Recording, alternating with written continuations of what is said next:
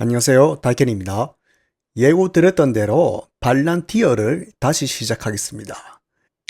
발란티어가 좀 이해하기 어려운데 어떻게 보면 테슬라와 방향성이 비슷한 유일한 기업이 아닐까 합니다. 참고로 발란티어 더 이상 미스터리한 기업이 아닙니다. 제가 가능한 이해하기 좀 쉽게 구성해 봤는데 그래도 좀 어려울 수 있겠습니다. 일단 테슬라가 발란티어와 협업한다는 루머부터 살펴보겠습니다. 얼마 안 된 일이죠. 발란티어 커뮤니티에서 테슬라 파운드리 도메인을 발견했는데 이걸로 협업을 그냥 기정사실화 해버리죠.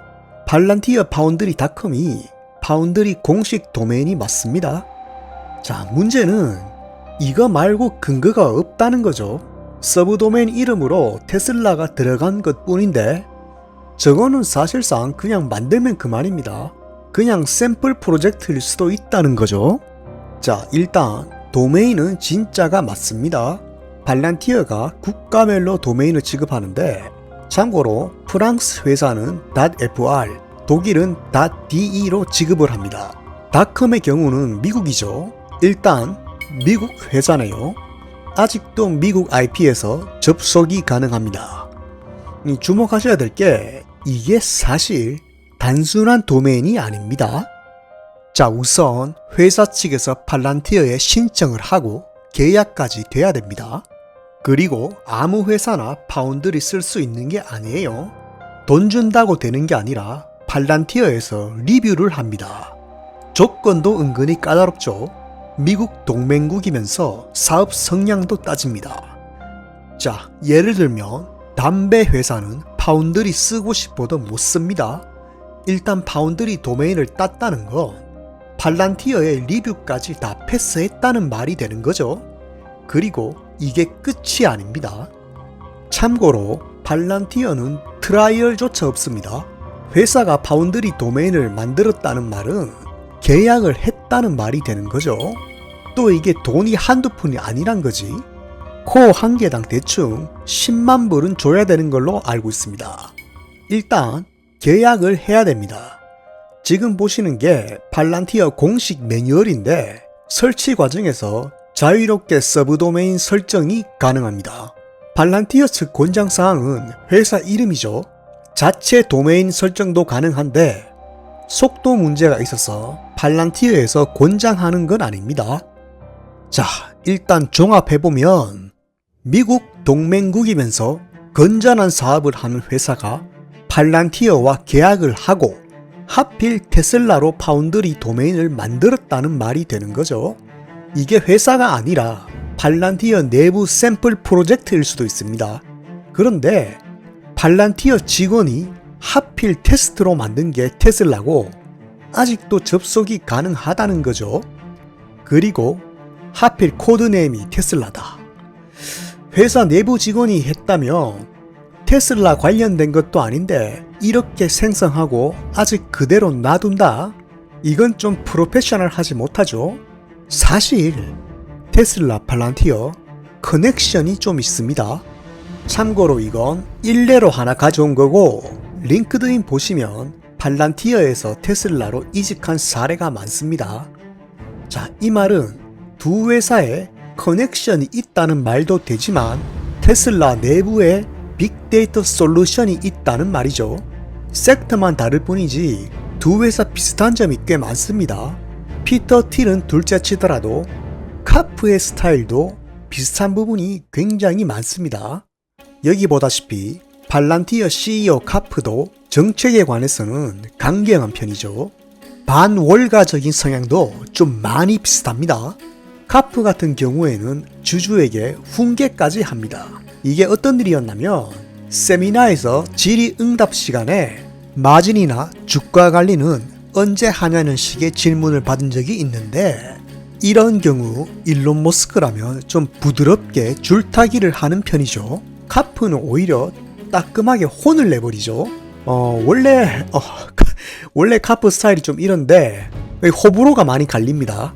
오히려 열광하는 사람이 있는가 하면 싫어하는 사람도 많죠. 아무튼 일론 머스크와 알렉스 카프 기업 논리와 경제적인 관점에서 좀 비슷한 부분이 있는데 둘 다 사회주의를 경영에 꽤 응용하는 편이란 말이죠.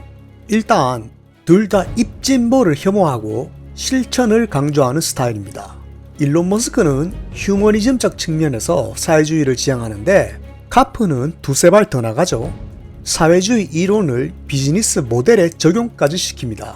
참고로 좀 오해가 많은데 보통 부정적인 이미지의 사회주의는 스탈린주의입니다.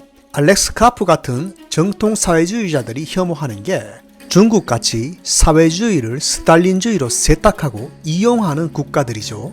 그리고 일론 머스크, 카프 둘 다 민주주의를 강조합니다. 잠깐만, 여기서 사회주의의 반대는 민주주의가 아닌가? 라고 생각할 수도 있겠습니다.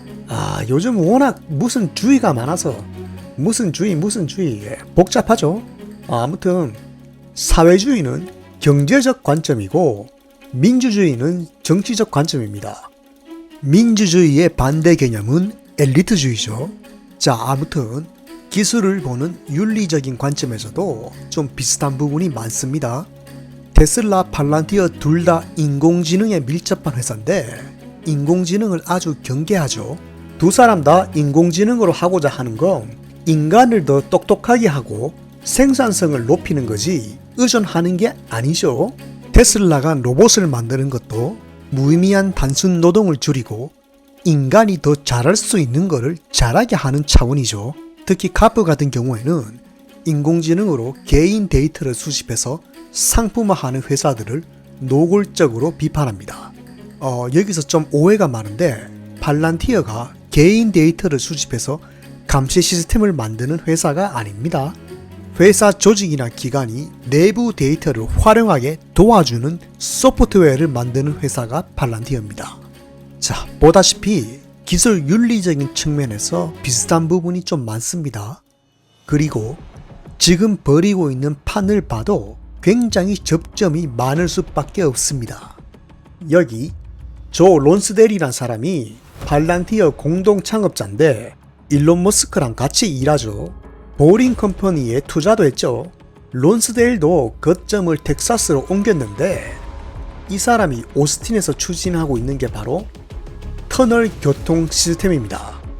이 베타시티란 게 쉽게 말하면 오스틴 교외에 새로운 테크 도시를 만들겠단 말인데 이걸 일론 머스크와 같이 추진 중이라는 거죠. 보다시피 여기 두 사람도 추구하는 게 좀 비슷합니다. 성향이 좀 비슷하죠. 완전 탈실리콘밸리를 하겠다는 거죠. 현재 실리콘밸리의 개인주의 성향을 비판하는 것도 똑같습니다. 실리콘밸리는 이미 글러먹었으니까 새로 하는 게 낫다는 거죠. 여러 정황을 종합해 볼 때 테슬라와 팔란티어 이 두 회사가 아무것도 같이 안 하는 게 오히려 더 이상하다는 게 제 생각입니다. 실제로 내부 프로젝트만 봐도 파운드리가 테슬라의 모든 프로젝트의 파이프라인이 될 수 있습니다. 일단 한 가지 확실한 건 테슬라도 파운드리 같은 시스템을 쓰는 게 확실하다는 거죠.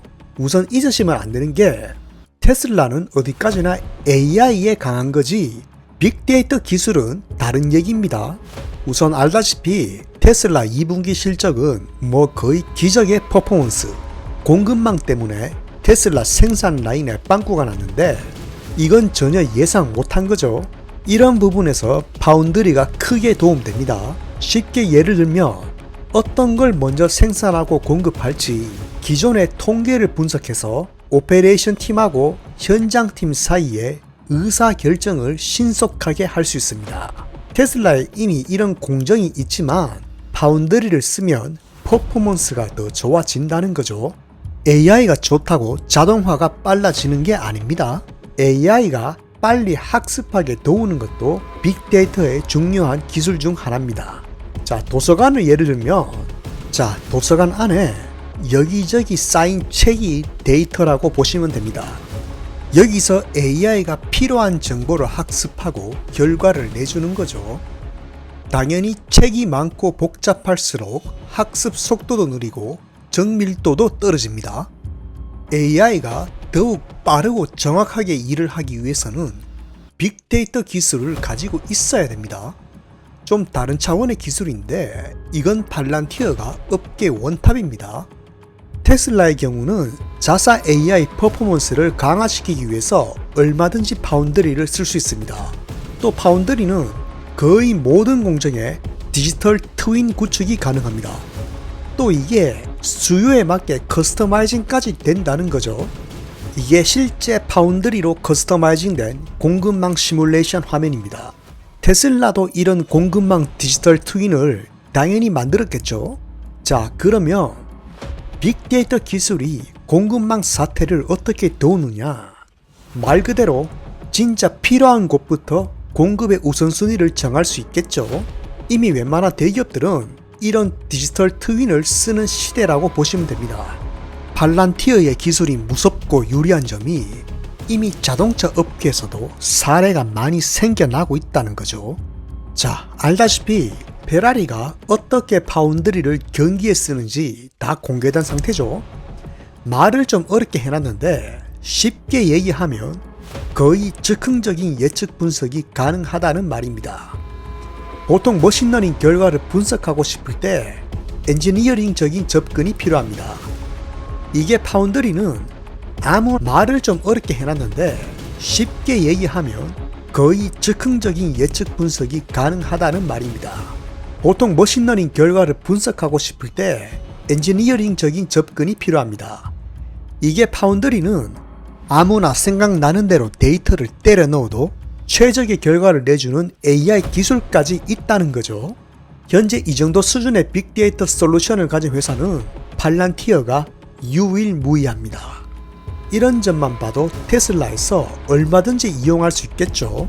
그리고 알다시피 테슬라가 지금 공격적으로 확장하고 있는 서비스가 슈퍼차저죠. 참고로 테슬라 슈퍼차저 성장률이 전년 대비 34%입니다. 슈퍼차저 최적의 포인트를 찾는 데 활용될 확률도 상당히 높겠죠. 이미 파운드리에 EV 차저 포인트 사례까지 있는 상태죠.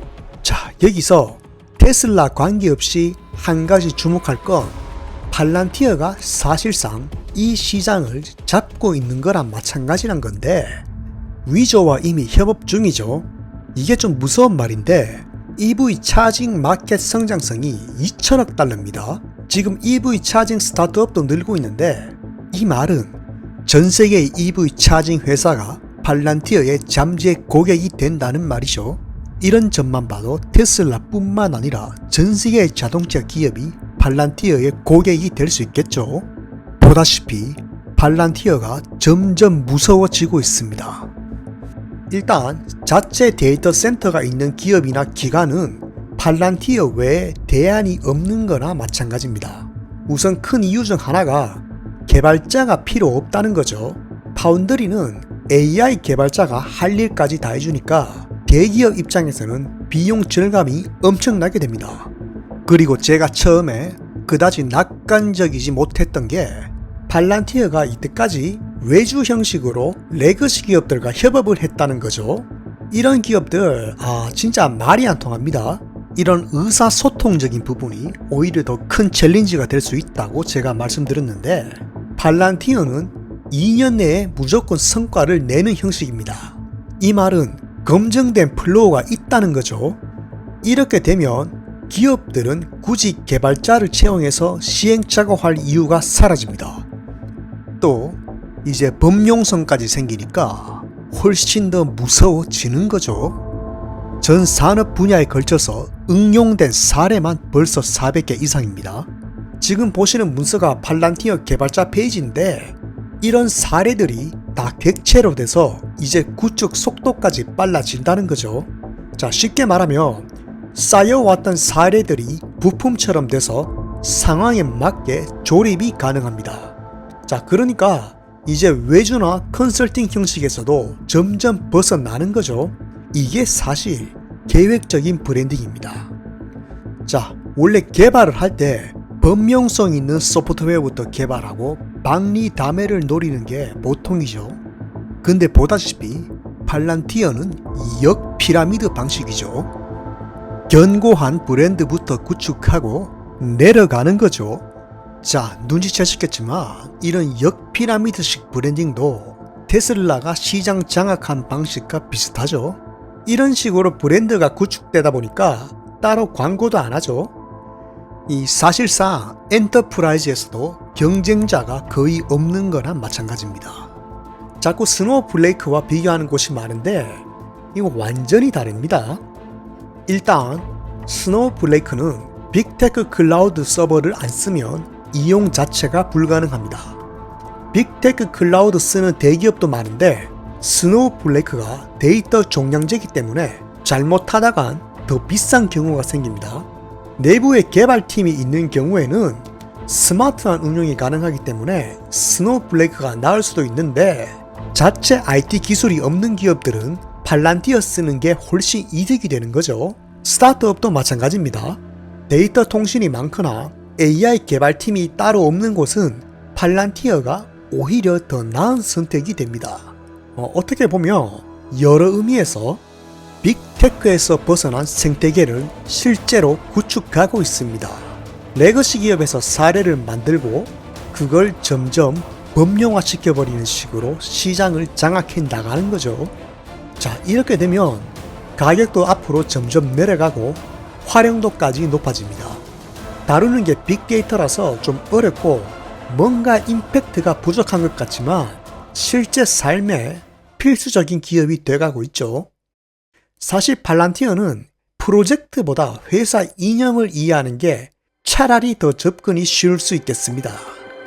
자, 여기서 카프가 말하는 중요한 기관이란 게 유저 데이터로 박리담회하는 자칭 스타트업들이 아니라 의료나 에너지, 건축같이 실제 삶의 필수적인 기업들이라는 거죠.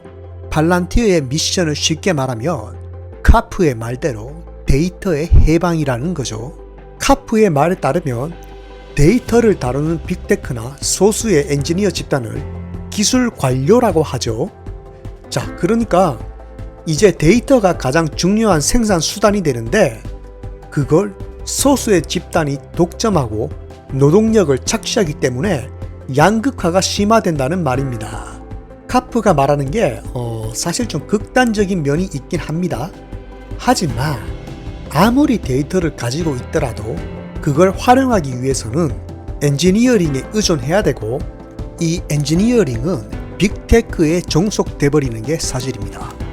참고로 IT 업계에서 그냥 우스갯소리로 이제 구글, 애플 아니면 창업조차 못한다고 자주 말합니다. 진짜 맞습니다. 또 사실 AI 기술 자체가 이제 필수가 돼가는데 쓸 수 있는 건 소수의 집단입니다.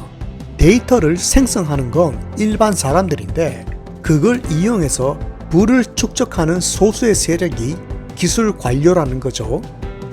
보다시피 기업의 사상이나 이념이 많이 들어갔는데 이런 게 탈 빅테크 생태계를 구축하고 있는 것 또한 사실입니다. 여러 의미에서 탈 빅테크 소프트웨어 기업 중에 현실 문제를 해결하는 유일한 기업이라 해도 과언이 아니죠.